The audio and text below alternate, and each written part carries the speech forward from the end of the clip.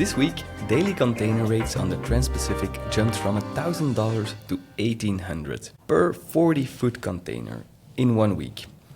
Every forwarder we know is talking about that number. And it's not even the biggest number we found this week. Not even close. So the biggest number is 49, as in 49 days. That's how late containers are arriving in Mundra right now. And every one of those days, a meter is running.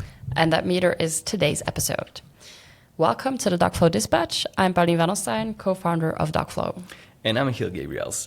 I talk to freight forwarders every day. And this week, I went down a rabbit hole on detention and demurrage numbers. Yeah, so here's why we're doing this episode right now, which is that peak season actually started early. And the June 1st rate increases, they just landed.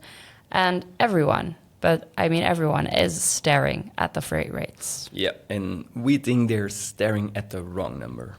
Yes, that's right. Strait of Hormuz has been closed to container ships since early March, and all the cargo got rerouted. And the ports it got rerouted to are now completely jammed. And that congestion creates a cost that most people aren't pricing in at all.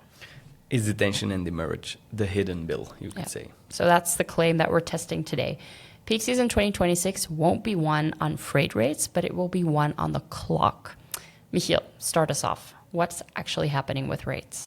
Okay, so first, the story everyone already knows. On June 1st, the carriers pushed through general rate increases, GRIs, plus peak season surcharges on top. Which carriers are this? CMA CGM started with $500 per TEU on June 1st, and then Hapag-Lloyd followed on June 8th, and that's from the Lodestar this week. So the effect was immediate, and Freightos reported daily Trans-Pacific rates going from $1,000 to $1,800 per FEU. Okay, so it's an 80% jump in daily readings. So when a customer calls and says their quote exploded, that's definitely real. Yeah, completely real. And there's more coming. So carriers have announced further increases for mid-June. All right, so let's just do a quick sidebar. A GRI, that's a general rate increase, and means the carrier just announced that the base pricing is going up on a set date. And a PSS is a peak season surcharge on top of that. Neither one is actually negotiable in the moment, so you find out and you adjust. And the speed matters here. So if you quoted a customer last Tuesday and they confirm next Monday, that quote might already be underwater. So that's not theoretical. That's this exact month. Yeah. So this is why forwarders are actually glued to the rate updates right now. That's fair enough. But then you said there's actually a nuance in that 1,800 number. Yeah, there is. So that 1,800 is a daily spot reading on the Trans-Pacific. Weekly averages ended May around 3,200 to the US West Coast and around 5,000 to the East Coast. Okay, so the spike is the change. It's not the whole price. Why does everyone fixate on a rate? Because it's one number on one line of a quote. So it's easy to compare and easy to negotiate, but also easy to panic about. But it's not where the real damage is this summer. Okay, so just take us back. How did we get here? Because this isn't a normal peak season. No, definitely not. So to understand it, you have to go back to February 28th. The US and Israel launched strikes on Iran. Within 48 hours, the Strait of Hormuz was effectively closed to shipping. By March 4th, Iran formally declared it closed. So Maersk, MSC, CMA CGM, Hapag-Lloyd, they all suspended transits, and carriers spent those first weeks just getting their ships and boxes out of the Gulf. I remember those first couple of days in March, the surcharge notifications just kept rolling in and happened faster than anyone could actually process them. So within 48 hours, Hapag-Lloyd was the first with a war risk surcharge and $1,500 per TEU on a standard container. So $3,500 for reefers and special equipment, and then CMA CGM, they followed within hours with their own emergency surcharge, and MSC put a mandatory $800 per container on anything Gulf bound. And forwarders actually had open quotes in the market before those landed. Yeah, and that's the part where nobody talks about. So forwarders had less than 2 days to recalculate every open quote. Some surcharges went up to $4,000 per container. If your quote was already signed, you ate the difference or had a very hard conversation. But that was March, right? And the market has had months to digest it. Why hasn't it normalized? Well, because the strait is still close to container traffic. The carriers aren't transiting, they've redrawn their networks instead, and a redrawn network needs somewhere to put the cargo. But where does all that cargo go? Because it didn't just disappear. It goes to ports just outside of the strait. So Corfacan on the UAE's east coast, Sohar and Salalah in Oman, and then further out Mundra and Nhava Sheva in India. Colombo in Sri Lanka. So carriers discharge there and hope the cargo finds another way around. Yeah. And also those ports were never built for that volume. Yeah, and that's exactly the core of it. So Zenida has been tracking this.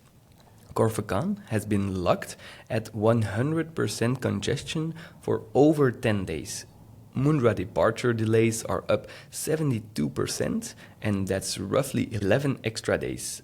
And arrival delays at Mundra have reached up to 49 days. 49 days. That's not just a delay anymore. That's more than 1.5 months. That's almost a season. Yeah, and every one of those days can cost money.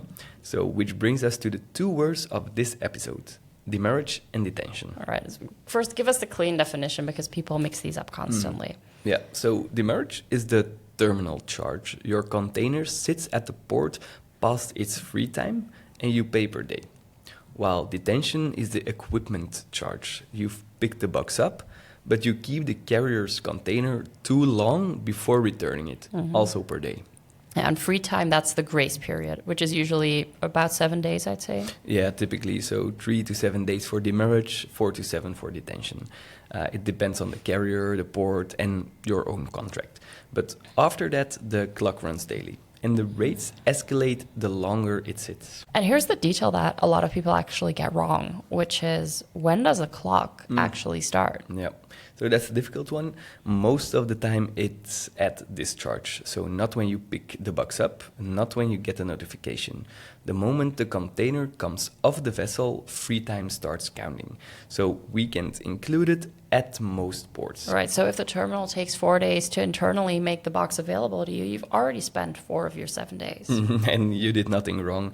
That's the mechanism that turns congestion into a cost. The clock doesn't measure your performance, it measures the elapsed time. You know what this actually is? And I keep coming back to this image, which is the freight rate. It's like a taxi fare. You agreed it up front for a ride to the airport, and detention and demurrage is just the meter that keeps running while you are stuck in traffic. And everyone negotiated the fare really hard this month, but nobody's watching the meter. And right now, the traffic jam is 49 days long. That's exactly it, actually. So, and the meter doesn't care whose fault the traffic is. Okay, so everyone's negotiating the fare, but you did the math on the meter. What does it actually say? So here's where I want to flip the story. Yes, the rates are up 80% on the dailies. And that's the headline, but that's the small bill. Okay, show me. So let's take 140-foot container arriving at Mundra right now. Worst case from the Zenida data is 49 days late. Say your free time is 7 days, and that leaves roughly 42 chargeable days. At what rate? Yeah. The 2026 industry benchmark guides put major ports at $150 to $300 per container per day, with escalation tiers after the first few days. So, and I want to be clear, this is our own math based on those published ranges. You're looking at $6,300 to $12,600 for one box. Versus the $1,800 spike in rates that everyone's been talking about. Yeah, so 3.5 to 7 times bigger. The hidden bill dwarfs the visible one. Okay, now just stack the whole thing for me. One box, Gulf-linked routing, this month, what would the total be? Okay, so base rate, call it the weekly average, around 3,200 to the US West Coast. At the peak season surcharges, 500 per TEU, so 1,000 on a 40-footer. If it touches a war risk corridor at 1,500 or more, And then the D&D exposure we just calculated sits on top. So 6 to 12,000 in the worst case. Okay, so the surcharges and the clock together can actually be double or triple that rate. And only the base rate is on the quote that your customer compared you on. Yeah, so that's the actual trap. You win the business on the visible number and you lose the margin on the invisible number. Yeah. And here's what actually then makes that even worse. You can negotiate a rate before you book, but the meter only shows up afterwards on an invoice. And that's the operational reality. So there's a detail in the carrier advisories that I think most people missed. At the congested Gulf ports, demurrage and detention starts accruing from day 5 to 7 of free time. Okay, so wait, the box physically cannot move because the terminal is at 100% congestion and the clock then still runs. Keeps on running, yeah. And the delay isn't your fault. So the invoice still comes.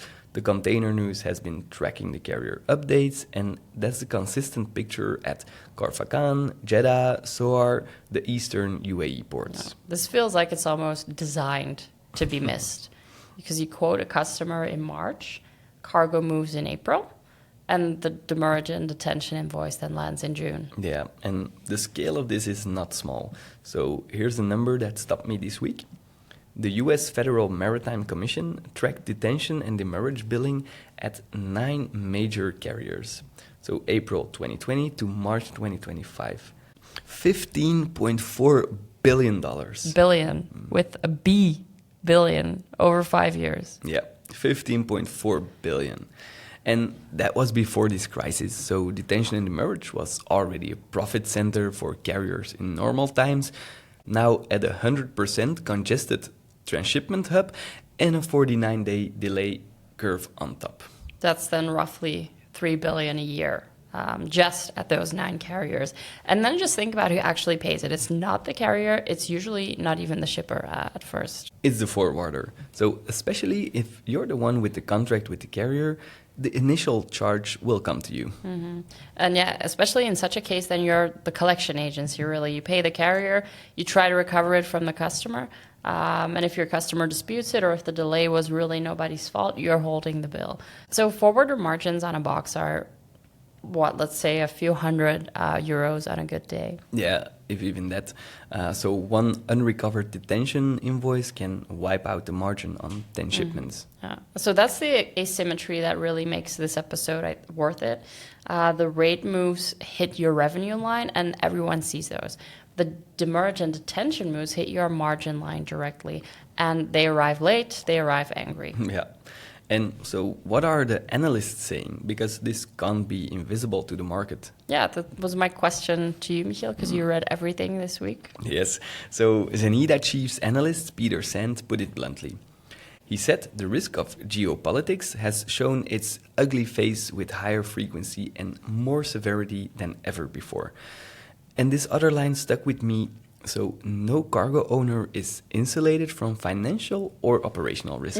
No cargo owner is insulated, and that includes the forwarder sitting in Antwerp or Rotterdam who thinks Hormuz is far away. Yeah, especially them actually, because congestion spreads, and Zenida's data shows elevated dwell times at Colombo, Nava Shiva, even Singapore. So if your cargo transships anywhere in that corridor, you're exposed.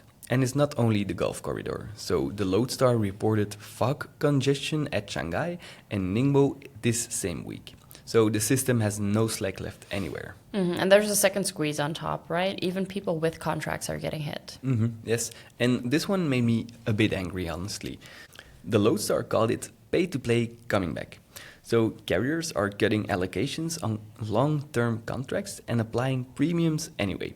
So you sign the contract rate in April, and in June you're told pay extra or your box doesn't load. And a rolled box isn't just a delay; it's a box that's actually sitting somewhere. Yeah, it's burning free time, and every rolled sailing adds dwell days. So the rate problem and the clock problem feed each other. So that's why you can't manage them separately. And the timing makes it worse, right? So just walk me through when a forwarder actually sees this cost. Yeah, very late. And that's by design. So the demurrage and detention invoice can only be issued after the box is picked up or returned. So the cost shows up weeks after routing decision that caused it. By then, it's unbudgeted. And then actually you're in the worst conversation in freight forwarding, because you either eat an unbudgeted cost or you call your customer about an invoice that they never saw coming. Yeah, right. And that's the real shift this year, isn't it?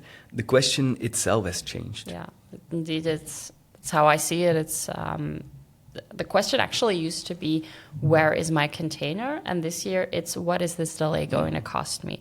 And those are two different questions. The second one is about money, not about location or timing. Yeah, and most tools answer the first question, not the second. Which is exactly why we wanted to do this episode, because the answer to the second question is knowable. The free time terms exist, the congestion data exists, and the math is simple. Someone just has to do it before the invoice does. And can I push back on one thing, though? A little bit devil's advocate. Okay. But a forwarder listening might say, I can't control port congestion. I can't control carrier free time. So why is this my problem to solve? Yeah, that's true. And it's because your customer thinks it's your problem, whether it's fair or not. So you're the logistics expert that they hired, and when a $12,000 detention invoice shows up, the port was congested is not a strong explanation. It's not a full, complete answer. The forwarders who treat it as unmanageable will lose those customers to the ones who treat it as a job. That's harsh, but it's true. And the second answer is that you control more than you think. So routing choices, carrier choices with better free time terms, or early pickup arrangements, disputing wrong invoices, none of that needs the strait to reopen. Exactly, and that is the difference between a market problem and an operations problem. The rate spike is a market problem. Everyone pays it. The clock, however, is an operations problem, and only the unprepared pay full price. Yeah. So let's get practical on this one. So what does a forwarder actually do about this? This week, not someday. Yes, let's do takeaways. You first, Michiel. What is step one? All right, step one. Map your exposure today. So make a list of every container you have routed through the stressed hubs. So Corfacan, Sohar, Salalah, Mundra, Nava Shiva, Colombo, and then pull up the free time terms for each carrier at each port. Yes, because they're all different. Yeah, all different. Different free time, different daily rates, different escalation tiers. You can't manage a clock you haven't looked at. So some of your boxes have a meter running right now, and nobody's assigned to watch it. All right, so let's make it concrete. Who does it, and how long does it take? Well, one ops person, 2 hours, one spreadsheet. Columns, container number, carrier, discharge port, ETA, free time days, daily rates after free time, and then sort by exposure. The top 10 rows are your fire list for the week. It's 2 hours, and most companies haven't done it because nobody owns it. So rates have an owner, the pricing team, the clock usually doesn't. That's a really good point. So assign the clock to someone by name. Takeaway 2, that's actually mine, and it's a commercial one, which is price the clock, not just the rate. So 2 concrete things. First, cap your quote validity at June 30th. And why that date specifically? Because on July 1st, the protection expires. The Lodestar reported that contract shippers who were shielded from emergency fuel surcharges, they lose that shield on July 1st. So carriers will set new fuel surcharges, and they will be much higher. And a quote that's still open past this date, that's a quote you'll regret. Yeah. So what's the second thing?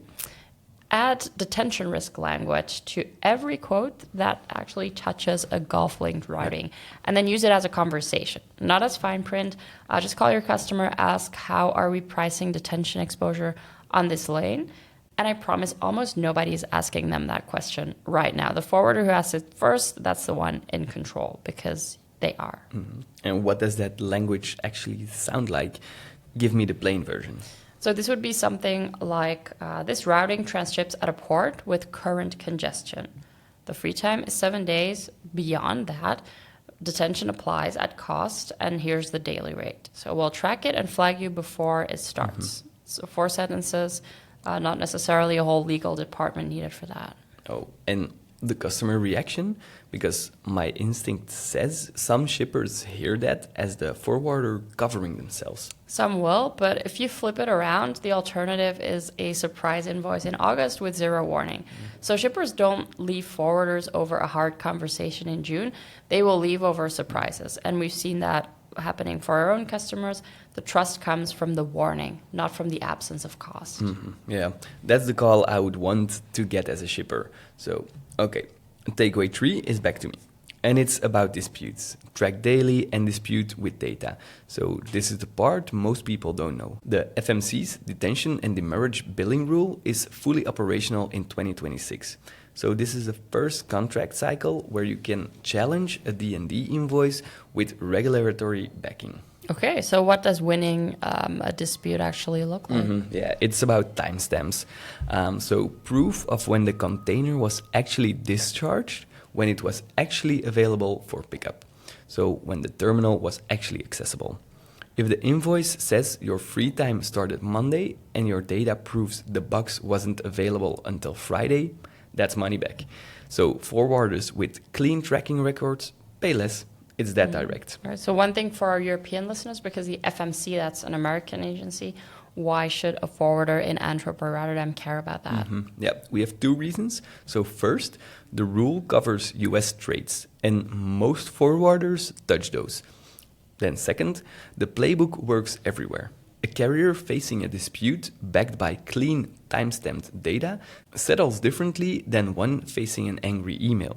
So the regulation gives you a stick in the US, and the data gives you a stick everywhere. And the rule sets minimum standards for the invoice itself. Yeah, right. So detention and demurrage invoices on US trades have to contain specific information. So including the dates that the free time started and ended within set timelines. So an invoice that doesn't meet the requirements is one you can push back on. So most forwarders still don't check, and they just pay. And this is actually the one place where I'll mention what we do. Because tracking free time across, let's say, 30 carriers and a dozen ports by hand, that's exactly the kind of work that should be automated. So that's the whole reason demurrage tracking now exists as a product category, actually. Whoever you use for it, the point stands, and which is that the data wins the dispute now. Yeah, so 2 quick extra ones to round it out. Quick hit number 1. Yeah. Pre-book your inland transport at the discharge port. So fast onward movement. That's the only lever that actually stops the meter. If your box lands at Corsica instead of Dubai, the truck or feeder needs to be arranged before arrival and not after. Yeah, that's the hard one operationally, right? Because the discharge port keeps changing. Exactly, yes. So the carrier advisories themselves say fast onward movement is critical at these ports, but you can't arrange a truck for a port where you didn't know that your box was actually going to. So that loops back into tracking. You need to know the actual discharge port the moment it changes, not when the arrival notice shows up. And then, quick hit 2, tell your customer about the exposure before the invoice does, so proactively. The forwarder who calls first looks prepared. The one who forwards a surprise invoice 2 months later looks asleep. Same cost, completely different relationship. That call takes 10 minutes, and the damage control in August takes a lot longer. So pick your call. All right. That gives us 5 very concrete things. Mapping the exposure, capping quotes at June 30th, and pricing detention risk. For disputes, use timestamp data and pre-book inland moves. And of course, call your customer first. All right, let's wrap it up. So my version, the rate spike is real, but it's the visible bill. The clock at the congested ports is the hidden one. And it can be several times bigger per container. Yeah, and mine would be that this is winnable. Everything you need already exists. The free time terms are in the contracts. The congestion data is public. The forwarders who do the unglamorous work this month, they will come out of peak season with margins intact. But the rest will find out in August what June actually costs them. Yeah, and the Zenida congestion data and the Freightos rate updates are worth bookmarking either way. And if you only remember one number from this episode, make it this one. 42 chargeable days at a congested port can cost 7 times more than the rate spikes everyone's panicking about. If this episode was useful, send it to the person on your team who opens the demurrage and detention invoices, because they'll know exactly what we mean. All right. Thank you so much for listening to the Dock Flow Dispatch. See you next week.